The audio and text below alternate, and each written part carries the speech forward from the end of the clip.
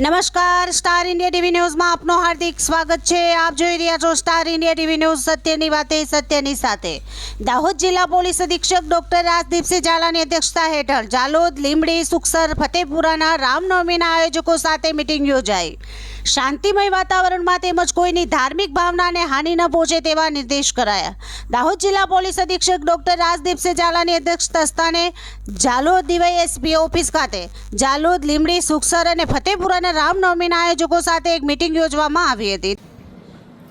જી આજરોજ જાલોદ ડિવિઝન ખાતે પોલીસ અધિક્ષક શ્રી રાજદીપસિંહ ઝાલા સાહેબનાઓની અધ્યક્ષતામાં એક મિટિંગનું આયોજન કરવામાં આવેલું હતું, જેમાં જાલોદ પોલીસ સ્ટેશન વિસ્તાર, લીંબડી પોલીસ સ્ટેશન વિસ્તાર, ફતેપુરા પોલીસ સ્ટેશન વિસ્તાર અને સુખસર પોલીસ સ્ટેશન વિસ્તારના જે રામનવમીના આયોજકો છે તેમની સાથે ચર્ચા વિચારણા કરવામાં આવેલી હતી અને પોલીસ અધિક્ષક શ્રી દ્વારા રામનવમીના નિમિત્તે જરૂરી માર્ગદર્શન અને આપવામાં આવેલું હતું અને આયોજકો તરફથી પણ ખૂબ સારો સહકાર મળ્યો। દાહોદ જિલ્લા પોલીસ અધિક્ષક દ્વારા ચારેય વિસ્તારના આયોજકો સાથે આયોજનમાં કોઈ ખામી અને સ્થાનિક વિસ્તારમાં કોઈ સંવેદનશીલ સમસ્યા કે નહીં અને જો હોય તો તેના નિવારણ માટે સૂચન પણ આપવામાં આવ્યા હતા।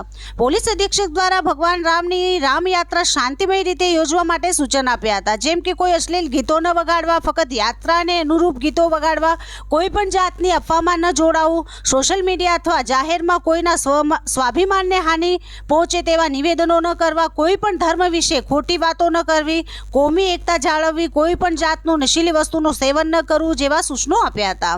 ઉપસ્થિત સૌ આયોજકોએ પોલીસ તંત્રને પૂરો સહકાર આપી યાત્રા યોજીશું તેમજ કોઈ પણ વ્યક્તિ યાત્રાને અવરોધરૂપ કાર્યો કરશે તો પોલીસ તંત્રને જાણ કરીશું તેવું કહ્યું હતું। છેલ્લે દાહોદ જિલ્લા પોલીસ અધિક્ષક દ્વારા આવનાર રામનવમીના ઉત્સવની શુભકામનાઓ પણ આપી હતી। Star India TV news Jhalod reporter Pankajbhai Pandit, જિલ્લા દાહોદ।